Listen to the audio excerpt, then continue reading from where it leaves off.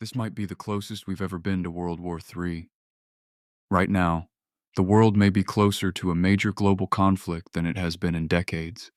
Tensions between Iran, the United States, and Israel are escalating rapidly, and what was once a shadow conflict is now stepping into the open. But to understand where this is going, we need to understand how it started. For years, the Middle East has been a pressure point of global power. Iran has steadily expanded its influence across the region, building alliances, strengthening its military, and investing heavily in missile and drone technology. At the same time, Israel has viewed Iran as its greatest long-term threat, not just politically, but existentially. And the United States?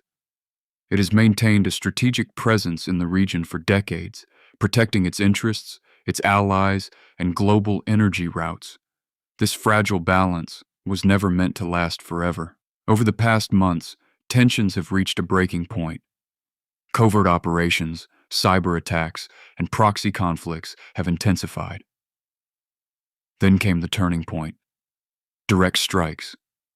Precision air attacks targeting strategic locations, missile launches crossing borders, and warnings from all sides. Iran responded quickly, using ballistic missiles and drones to signal that it would not back down.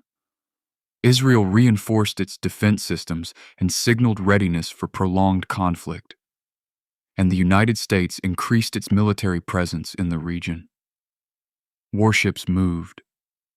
Air defense systems activated, forces placed on high alert, and suddenly, this was no longer a distant possibility. This was real.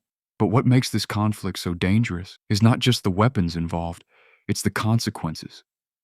Because this is not a war contained within borders. One of the biggest risks right now, the Strait of Hormuz, one of the most critical oil routes in the world, sits right in the middle of this tension. If that route is disrupted, global oil supply could be severely affected. Prices would surge, markets would react, and economies around the world would feel the shock. And that's just the beginning. There's also the risk of escalation through alliances. If this conflict expands, other countries could be pulled in. Regional powers, global superpowers. And once that happens, controlling the situation becomes nearly impossible. So the question is, what happens next? Experts often point to three possible scenarios. The first is controlled escalation.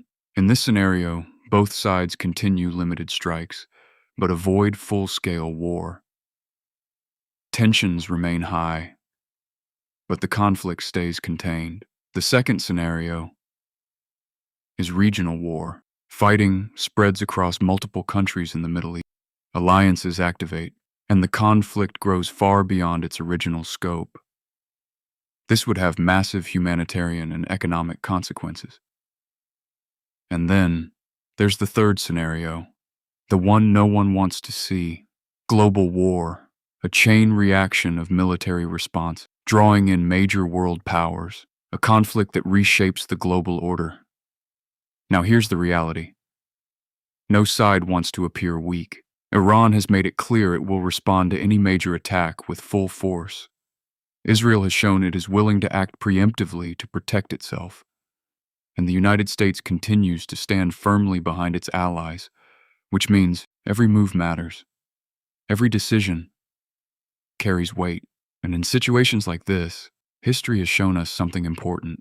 Conflicts don't always start with intention. Sometimes they start with miscalculation, a single mistake, a misunderstood signal, an overreaction.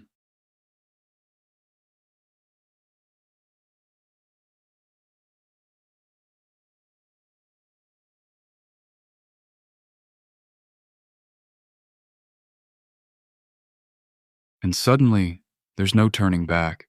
Right now, the world is watching closely. Diplomatic efforts are ongoing. Leaders are speaking. Warnings are being issued. But at the same time, military preparations continue. And that contradiction is what makes this moment so unpredictable. So as we stand here today, on the edge of uncertainty, one question remains. Is this just another geopolitical crisis? Or are we witnessing the early stages of something far bigger? Because if history has taught us anything, it's that the moments before major events often feel exactly like this.